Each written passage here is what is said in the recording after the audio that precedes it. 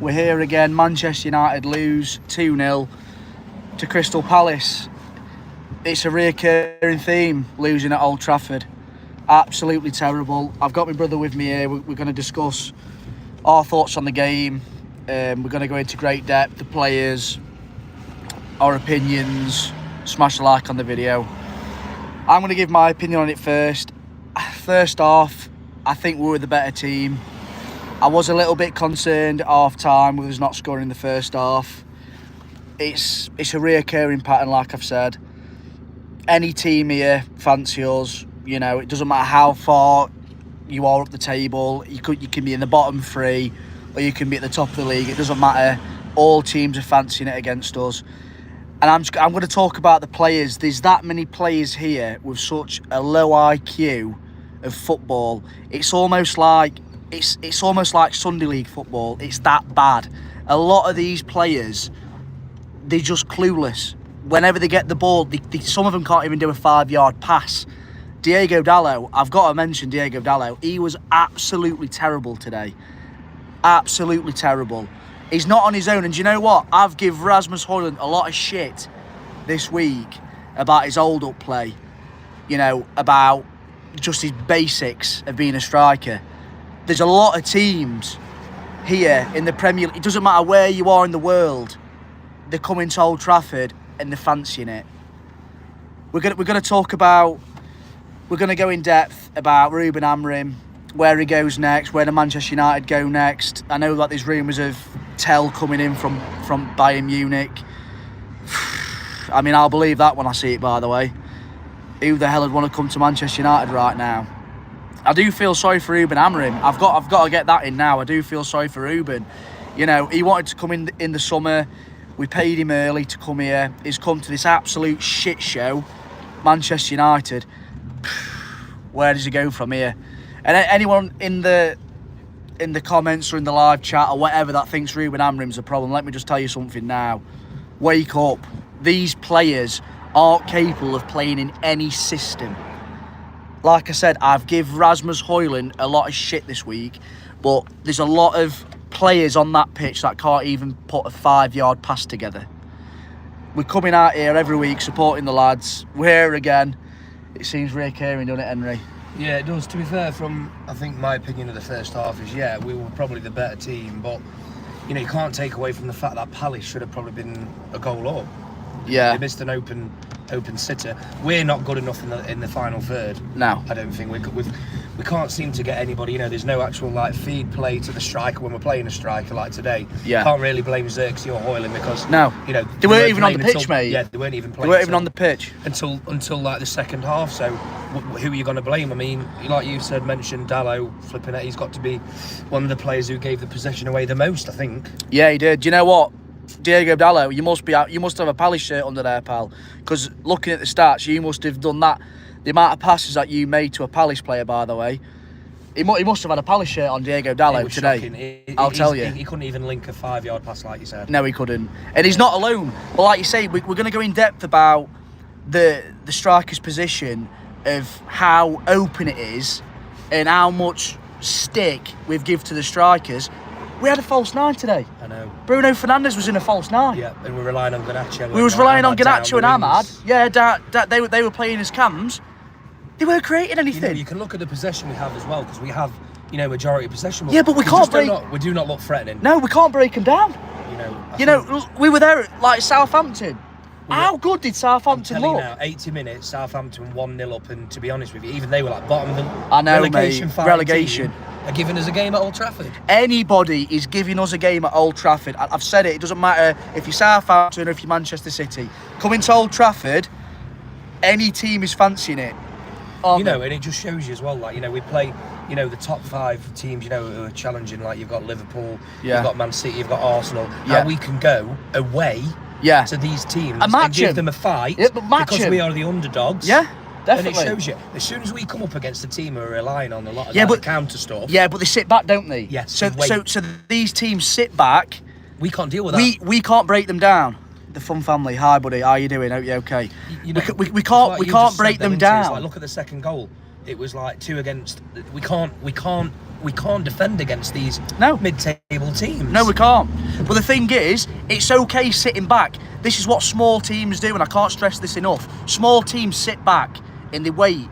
They suck the pressure and they hit them on the counter-attack. Manchester United, we're incapable of breaking teams down. No, we are, because it's like you look at when we've got possession and we're going through, like when you got Garnacho going down the wing, instead of like following all the way through to the final third, we'll make a pass back exactly into the middle, so it constantly goes all the way back to our own half. It's static football, and I've said this, like even in the Fulham game in the week. Yeah, we kept the possession, but there were no bite. Martinez got a lucky clip and a deflection that went in. Mark Young, United are just another mid-table team now, lads. Do you know what? 100% we are. And do you know, I said this. I totally agree with that. I agree with that. I said this at the Brighton game. We could be in a relegation battle this year. How many points are we off the drop? 12 points. Off the drop, there's 12 points, but then I tell you what, I wouldn't. The storm is not over. It can get a lot worse. Oh, trust me. We were saying this to the lads, weren't we, around us? Yeah. You know, when David Moyes rearing his season, and we that's how low we've dropped. Look at all the previous managers and the previous teams that we've had. I have never seen anything like it at Old Trafford, and trust me, we can fall a lot lower. Than we already are. Talking about the Europa League and that, because that will be one of the main constant, like something for Amarin to concentrate on. Even if we get Ronaldo or Messi. Sorry, brother. No, I was saying with the Europa League and stuff. Yeah. Even if we win the Europa League, we're not good enough. No, we're not. There's not enough players. No, we're not to play in the Champions League. No. And so we'll bum out of that. We're going to talk about the players' IQ as well. I've got to go back to that. They just look, honestly, if you've played the game before, they look clueless. When they get the ball, and I get it that they're under a little bit of pressure at Old Trafford, but it comes with that when you're wearing a Manchester United shirt. There's a lot of players that are starting today that aren't Manchester United players. They can't deal with the pressure, they can't do the basics, first touch, passing the ball, making the runs. Like, we didn't have a shot on target, brother. In the first half. Yeah, again, that is disgusting. It is. Honestly. And this is no disrespect to Crystal Palace. This is Crystal Palace, but this is also Brighton. Southampton. This is Southampton. This is any team. We haven't actually played anyone half decent at Old Trafford yet, by the way. No. This side of the new year. I mean, God help us if any of the bigger teams come and play us. I mean, it could be a cricket score, lad. I really think, the scoreline, I know it's Crystal Palace with 2-0 up, but at the end of the day, it could have been 4-0 Palace. I know we had a few opportunities ourselves in the first half. Yeah. But some of them sitters from Crystal Palace should have been just tapped. Yeah, no, they should have been. But my take on the first half is, I think Man United were the better team in the first half. I know Crystal Palace had the better chances. But listen, so I kind of agree with what you're saying about the possession, but at the end of the day, I think in the first half we had a few good chances, like Kobe Mainu. I think he was adapting to the position quite well. Yeah. But we're not. I can't really give it to Man United when we're not taking our chances. No, but we're Manchester United, mate. The players forget what badge they've got on the shirts. Nobody plays for the badge it's anymore. Manchester United. And like you say, we're a mid-table team. That's exactly what we are. And I think Palace were there. I think Palace were there for the taking in the first half. I think Crystal Palace. I think when we come out in the second half, for the first 3 or 4 minutes, when we actually we switched on, we came out straight away looking really dangerous. Yeah. But then it was the countering again. Yeah. We can't do the transition. No, we can't. There's no transition. That's a very good point. The transitions, by the way, we're fine. We're fine when teams attack us, and especially bigger teams, because there's not a lot of pressure. No. When a team's bigger than you, there's not a lot of pressure. Also, they're all the way up there anyway. So yeah. So we've actually got nothing. We've actually got nothing to lose. By the way, people expect us to get hammered by City or Liverpool, but when we play against the mid-table teams, we can't break them down. The transitioning. We made Southampton at Old Trafford. I'm not kidding you. They look like a prime Barcelona. I know they did. And that's a joke to say. I know they did. Southampton. The link-up play, the countering. Yeah, Southampton looked absolutely fantastic against Manchester United at Old Trafford.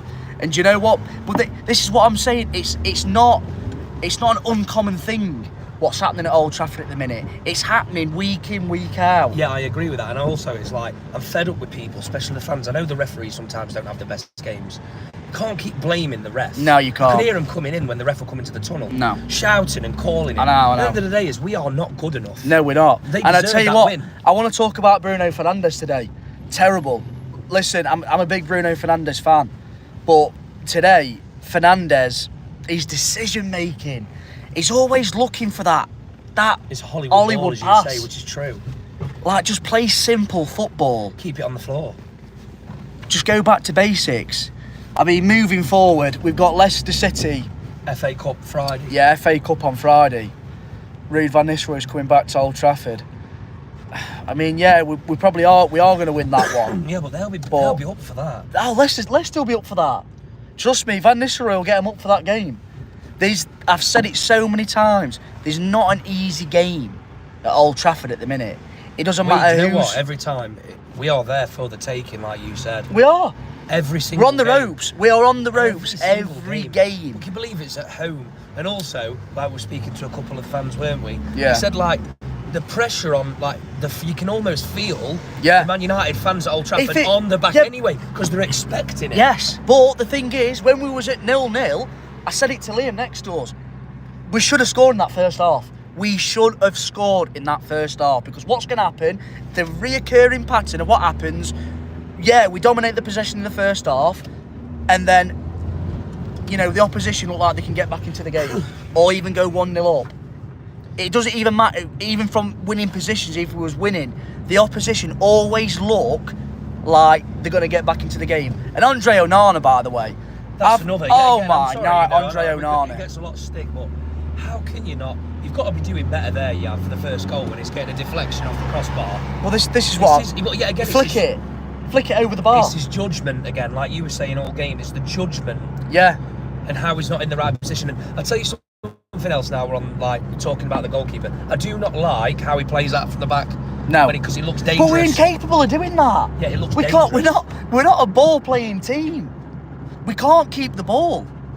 Do you know what? We can't do anything. Let's be real. There's not a lot of things that we can do. We can't keep the ball. We can't make the simple passes. There's not a lot that we can do. Got no confidence, I have, especially with the confidence is shat at Old Trafford. Honestly, Brighton came and shat everywhere. Southampton came and took the piss. Crystal Palace, by the way. Brighton. Chanting. We're getting bantered. Every team that comes to Old Trafford, we are getting bantered, brother.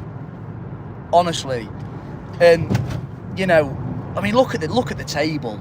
Look where we are in the table. This is probably the worst start, It's the worst season ever. This could end up being, forget about the Europa League. Seriously, I don't want to hear anything about the Europa League.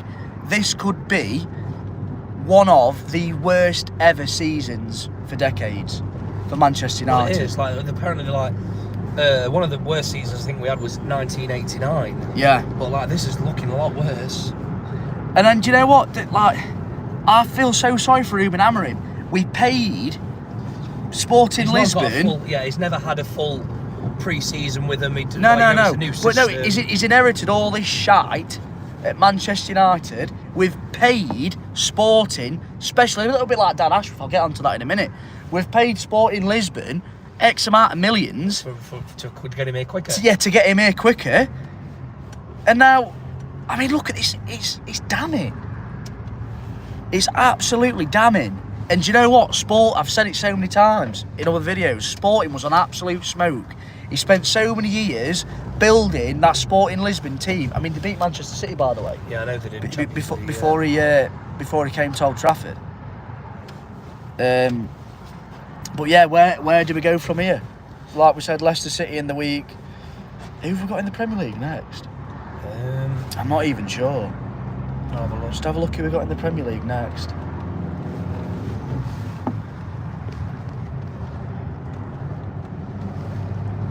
God help us. So we're 2-0 loss against them. God help us. Oh dear, Tottenham. Tottenham Hotspur. That's not good. Away at Tottenham. And by the way, that is going to be an hard game. And I know everyone's been bantering Tottenham at the minute, but It doesn't matter what team you are at the minute, we're getting bantered. Keep that up. Everton away. Yeah, see, that is an horrendous game. He's breathed life back into I know he has. And then Ipswich at home. Then Arsenal, then you've got Leicester, then you've got Nottingham Forest, then you've got Man City. We have got a very, very hard run of games coming up next. Is Tottenham in the Premier League? Tottenham's Premier League, yeah. Wow. You've got like Ipswich, and after Ipswich it's going to be Arsenal, Leicester City, Nottingham Forest, City, Newcastle, at the City ground, by the way. Wolves and Bournemouth. That is. Well, Wolves did Villa. I know they did. They're no push. Well, yeah, but anything can happen in that. Anything can happen in the Premier League anyway. In that Brum derby, but that is an absolute horrendous run of games. And I'm looking at that fixture list now, and I'm worried. Honestly, I am worried. Yeah, Leicester, it should be a comfortable victory, but Van Nistelrooy will get the lads pumped up.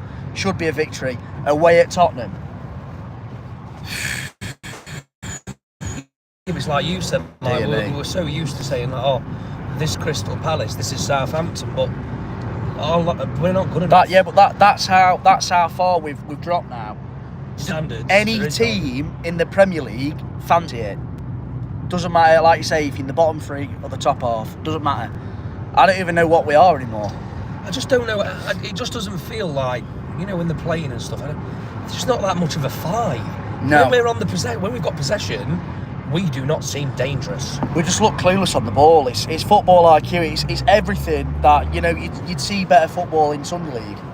Sometimes the IQ with the footballers, they're just absolutely clueless. I mean, the movement, it's just dire. And I've said it, that fixture list scares me so badly because there's a lot of games there. I mean, let's be honest, I don't fancy us against any of those fixtures. No. Honestly.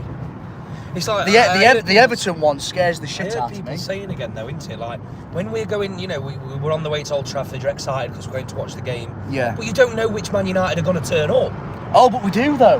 No, at Old Trafford. Yeah, but we do. I don't know. There's so many things going on with it.